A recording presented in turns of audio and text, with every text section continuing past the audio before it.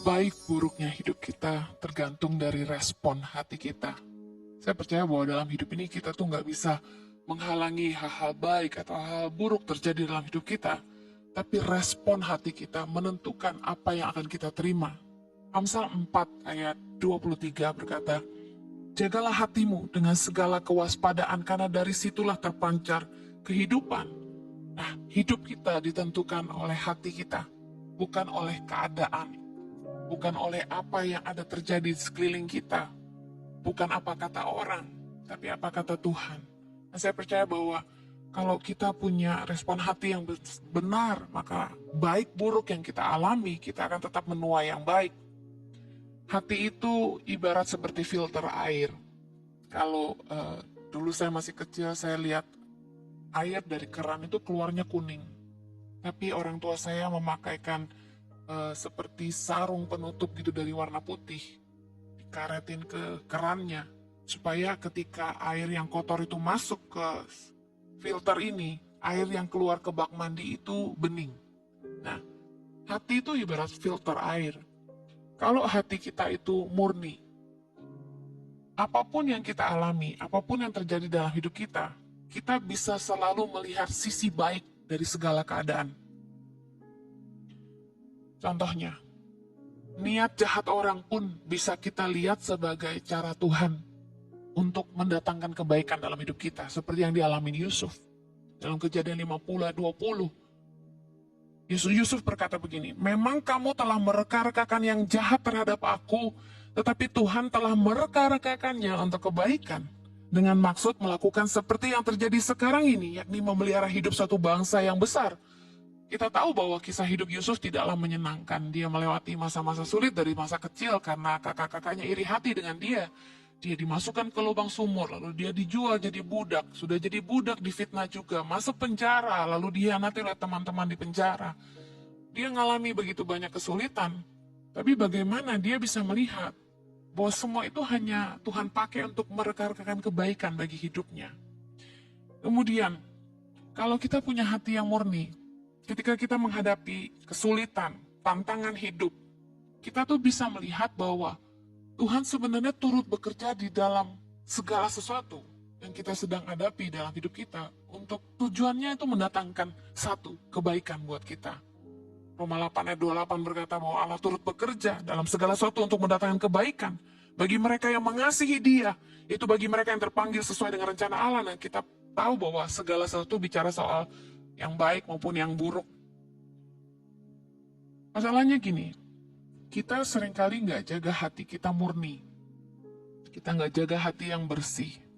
Sehingga kita mudah sekali merespon segala sesuatu dengan negatif. Orang tuh kalau hatinya nggak murni, orang baik sama dia aja dia bisa curiga, bisa berprasangka. Orang baik saja dia pikirnya jahat. Contoh, kalau seorang mertua itu sudah nggak suka atau benci sama menantunya, apapun yang dilakukan oleh sang menantu, baik sekalipun, akan selalu mendapatkan kritikan dari mertuanya.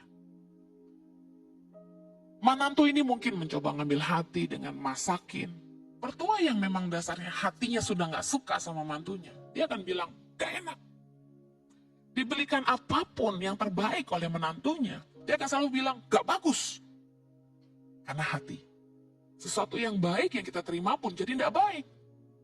Kalau ada orang yang iri hati sama sesamanya, hal baik apapun yang orang itu lakukan, pasti akan selalu diejek sama dia. Pasti ada aja kritikan, bahan gosipan. Karena sumbernya di hatinya iri hati. Pasti dia selalu coba cari kesalahan orang itu, karena iri hati. Orang yang kalau udah sakit hati, itu biasanya melihat segala sesuatu negatif.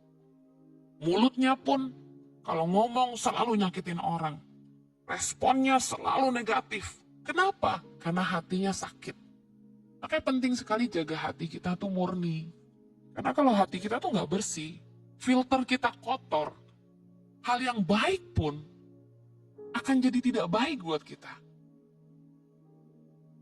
Firman Tuhan berkata bahwa perkataan itu meluapnya dari hati. Bayangkan, kasihan sekali keluarga, pasangan, orang-orang di sekitar kita, orang-orang yang kita pimpin. Kalau tiap hari itu harus dengerin kata-kata yang menyakitkan hati mereka. Kalau hari ini Anda adalah pemimpin atau orang tua atau suami atau istri yang seperti itu, mari bereskan hatimu. Karena kalau hati kita sakit, sudah pasti mulut kita nyakitin orang lain. Hati yang pahit akan membuat perkataannya menyakitkan orang lain. Nah, bagaimana kita jaga hati kita? Jangan simpan bangkai dalam hatimu. Supaya hati kita tetap murni, bersih. Jangan simpan kotoran, jangan simpan bangkai, jangan simpan sampah. Apa itu sampah? Segala pikiran jahat, percabulan, pencurian, pembunuhan, perzinahan, keserakahan, kejahatan, kelicikan, hawa nafsu, iri hati, hujat, kesombongan, kebebalan. Markus 7 ayat 20, Yesus ngajarin kita. Apa yang keluar dari seseorang, itulah yang menajiskannya. Jadi penting banget kita jaga hati kita. Bukan cuma bicara soal ibadah ke gereja, baca firman, rajin doa, rajin puasa. Bukan hanya tampak luar, tapi hati, sikap hati adalah ibadah.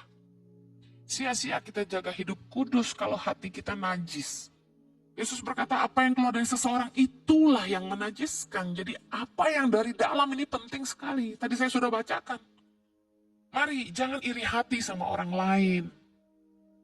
Bersukacitalah dengan orang yang bersukacita. Menangislah dengan orang yang menangis. Jangan menjatuhkan orang lain. Jaga hati, jangan iri. Orang lain punya lebih, bersyukurlah buat dia. Tuhan pasti punya berkat untuk kita sendiri. Amen. Orang kan akan menuai dari apa yang dia tabur. Kalau kita ingin menuai yang baik, mari menabur yang baik. Saya percaya bahwa hati yang tenang, itu kata firman Tuhan, menyegarkan tubuh, tetapi iri hati membusukkan tulang. Amsal 14 ayat 30. Mari kita jangan iri hati sama orang, kita akan rugi sendiri. Kemudian jangan bebal, dengarkan suara hati nurani. Ada roh Tuhan dalam batinmu yang senantiasa mengingatkan, ayo berhenti berbuat dosa, ayo jangan bohong, ayo jangan nipu, ayo jangan lakukan itu, berhenti, keluar dari situ. Ada suara kecil di hati kita. Kalau hati nurani kita murni, kita akan bisa mendengar suara itu. Tapi kalau kita menjadi bebal, kita nggak mau dengar, lama-lama kita udah nggak bisa dengar. Mari, jangan bebal, karena kebebalan yang membuat hati nurani kita jadi nggak murni. Berhenti berbuat dosa, jelas dosa membuat hati nurani kita kotor. Pikiran kita jadi kotor. Jangan menyimpan amarah dan dendam, kemarahan, kegeraman, kepahitan. Jangan disimpan, karena itu sampah di hati kita. Orang yang nyimpan kepahitan, udah pasti mulutnya pahit. Mari lepaskan pengampunan. Kalau Anda ingin hidupmu baik, jangan simpan sampah. Ingat, hatimu adalah filtermu. Kalau engkau ingin menerima yang baik dalam hidupmu, jangan ada kotoran di dalam hatimu. Yang kedua, kalau kita mau jaga hati nurani kita murni, kita harus jaga telinga dan mata kita. Karena Matius 6 ayat 22 bilang gini, mata adalah pelita tubuh. Jika matamu baik, teranglah seluruh tubuhmu. Mazmur 1 ayat 1 berkata, berbahagialah orang yang tidak berjalan menurut nasihat orang fasik, yang tidak berdiri di jalan orang berdosa, yang tidak duduk dalam kumpulan pencemooh. Kuping kita ini, apa yang kita dengar, itu yang terekam di pikiran kita. Bukankah pernah ketika kita dikata-katai dengan jahat, kita tuh sampai teringat-ingat, tidur pun ingat, mandi pun ingat. Jendela kepada hati kita adalah mata dan telinga kita. Dua ini harus kita jaga. Jangan lihat yang sia-sia. Cara iblis untuk ngotorin hati kita tuh simple banget. Dia mau curi sukacita di hatimu. Dibisikin hal-hal yang ngotorin hati kita. Sehingga kita nggak jaga hati kita murni. Gampang sekali. Orang teman lagi bisik-bisik di sana. Mereka nggak ngomongin kamu, tapi iblis bisa bisikin gini. Kamu lagi diomongin. Terus kamu baca komen di IG, sebenarnya ada 60 komen yang positif, cuma 1 komen negatif. Tapi iblis bisa bilang, mereka gak suka sama kamu, khotbahmu gak bermutu, orang benci sama kamu. Padahal cuma 1 orang yang komen negatif. Tapi iblis bisa pakai itu untuk meracuni hati kita, membuat kita down. Ujian, Wah, kamu cantik sekali, wah kamu hebat sekali, wah kamu keren sekali, wah kalau kamu yang nyanyi, hadirat Tuhan luar biasa. Suara-suara pujian, baik untuk membuat kita merasa terbangun, tapi juga bisa membuat kita jadi sombong. Iblis bisa pakai itu buat kita bertepuk dada dan berkata, nggak ada yang sebaik saya. Hati-hati. Telinga dan mata kita akan dengar hal-hal yang sebenarnya kita nggak perlu dengar. Dan kita akan lihat hal-hal yang sebenarnya kita nggak perlu lihat, bukan urusan kita. Tapi cara iblis untuk bikin kita itu nggak jaga hati itu banyak sekali. Yuk, mari jaga hati nurani kita murni di hadapan Allah dan manusia. Rasul Paulus berkata dalam Kisah Rasul 24 ayat 16, sebab itu aku senantiasa berusaha untuk hidup dengan hati nurani yang murni di hadapan Allah dan manusia. Kalau engkau mau hidupmu baik, kau mau menerima segala yang baik, tergantung dari respon hatimu. Jaga hatimu tetap murni di hadapan Tuhan, tetap murni di hadapan manusia.